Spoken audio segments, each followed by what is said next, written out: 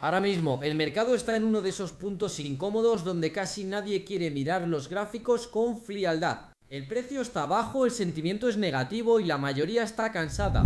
Precisamente por eso este momento es tan importante. En este vídeo no vamos a buscar tranquilidad emocional ni titulares optimistas. Vamos a analizar datos concretos que explican por qué este tipo de escenarios suelen preceder a movimientos fuertes. Voy a enseñarte indicadores que rara vez se muestran en abierto porque no sirven para hacer trading rápido, sino para entender dónde estamos dentro del ciclo. Primero veremos esas señales y cómo se han comportado históricamente. Y solo después, cuando tengas todo el contexto, hablaremos del precio aproximado donde XRP podría dejar de caer y cómo plantear una estrategia lógica sin ir a ciegas.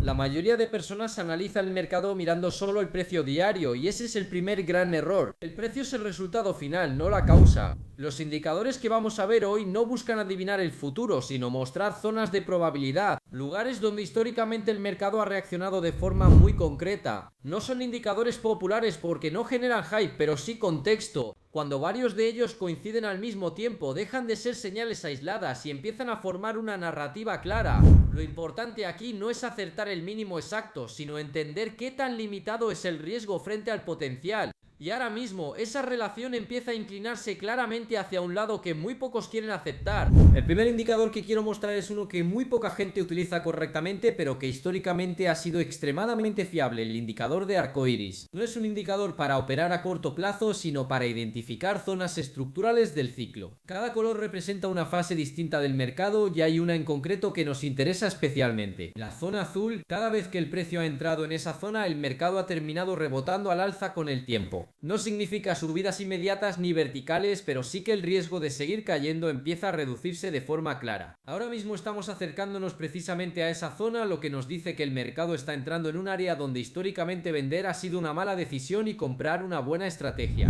El segundo indicador que vamos a ver es clave para entender cómo se mueve realmente el mercado y por qué muchas caídas no son casualidad. Este indicador muestra zonas de liquidación, es decir, niveles donde la mayoría de los traders dejan posiciones apalancadas abiertas. Los grandes actores no mueven el precio por intuición, lo mueven hacia donde hay dinero esperando. En la imagen se puede ver claramente una zona muy importante alrededor de los $2,11, donde se concentran aproximadamente 37 millones en liquidaciones. Estas zonas actúan como imanes para el precio. Cuando el mercado necesita liquidez, suele ir a buscarlas, romper esas posiciones y absorber todo ese capital. Por eso muchas subidas y bajadas parecen ilógicas. No buscan lógica, buscan liquidez. Entender esto cambia completamente la forma de leer el precio.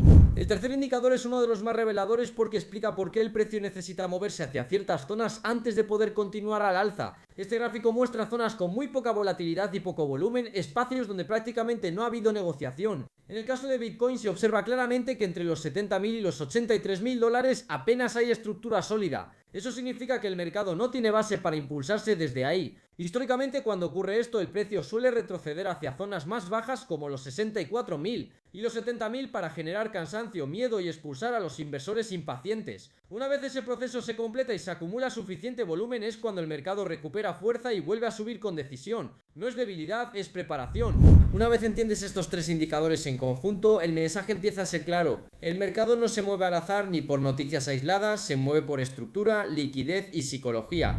Bitcoin marca el ritmo y el resto de activos, incluido XRP, siguen ese movimiento con mayor volatilidad. Si Bitcoin necesita bajar a zonas donde se limpia el exceso de apalancamiento y se genera nuevo volumen, XRP hará lo mismo, amplificando ese movimiento. Esto no significa debilidad del proyecto, significa que el mercado está siguiendo su lógica habitual antes de un nuevo impulso. Aquí es donde la mayoría se equivoca. Confunden estas fases de preparación con finales de ciclo, cuando en realidad suelen ser las zonas donde se construyen las mejores oportunidades para el largo plazo.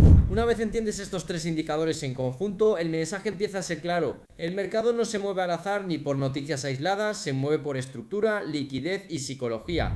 Bitcoin marca el ritmo y el resto de activos, incluido XRP, siguen ese movimiento con mayor volatilidad. Si Bitcoin necesita bajar a zonas donde se limpia el exceso de apalancamiento y se genera nuevo volumen, XRP hará lo mismo, amplificando ese movimiento. Esto no significa debilidad del proyecto, significa que el mercado está siguiendo su lógica habitual antes de un nuevo impulso. Aquí es donde la mayoría se equivoca. Confunden estas fases de preparación con finales de ciclo, cuando en realidad suelen ser las zonas donde se construyen las mejores oportunidades para el largo plazo. Después de ver los tres indicadores juntos, el mensaje es bastante claro.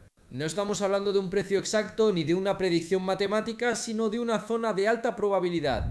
Si Bitcoin completa ese movimiento hacia las zonas que hemos visto y XRP acompaña de forma proporcional, estaríamos hablando de un posible mínimo en torno a $1,33. Repito, no es un precio mágico ni exacto. Por eso mi estrategia personal no es intentar clavar el mínimo, sino comprar de forma escalonada entre la zona de 1,30 y 1,40. Prefiero asegurar entrada en una zona de oportunidad real antes que quedarme fuera esperando un número perfecto que quizá nunca llegue. Aquí no se trata de adivinar el suelo, sino de entender el contexto y actuar con cabeza. Y hasta aquí el vídeo de hoy.